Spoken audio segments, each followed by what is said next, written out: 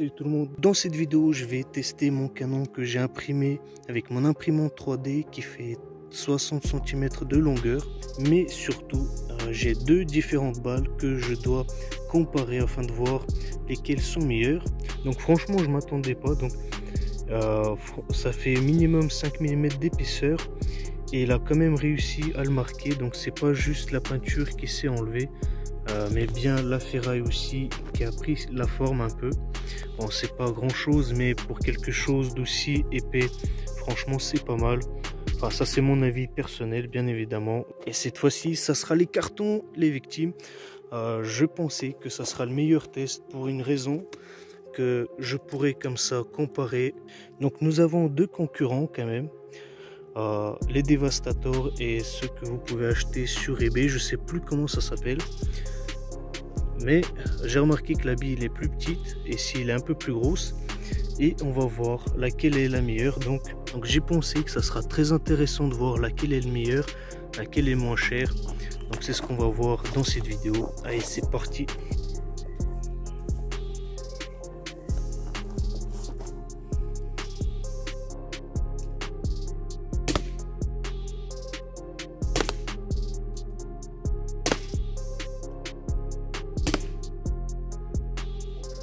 Donc je m'attendais pas à ça, qu'une balle achetée sur eBay puisse rebondir deux fois sur le carton, c'est quand même absurde.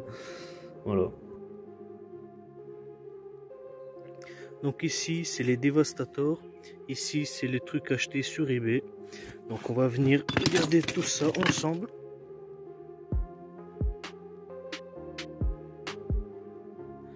Donc là on retrouve les Devastator, là celle d'acheter sur eBay. Honnêtement je m'attendais pas à ça. Sur un seul carton quand même il gagne, sur un seul, mais je dirais que c'est équivalent. Mais j'ai remarqué que les Devastator sont bien plus gros, franchement sont beaucoup plus massifs.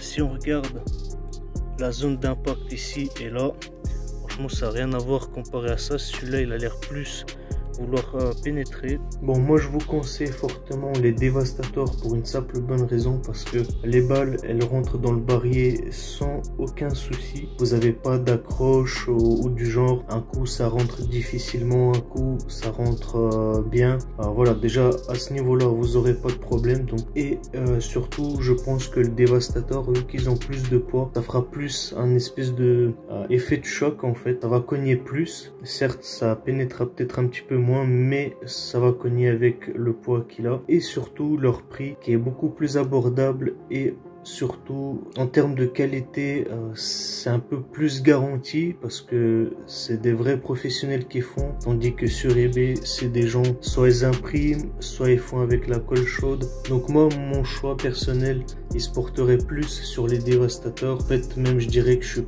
pas vraiment intéressé par les balles qu'ils proposent. En revanche il y a des balles pointues que vous pourrez fabriquer vous-même qui seront vraiment plus efficaces que les Devastator. N'hésitez pas à mettre dans les commentaires si la cagoule est stylée. Bon les amis, j'espère que cette vidéo vous a plu et je vous dis ciao ciao.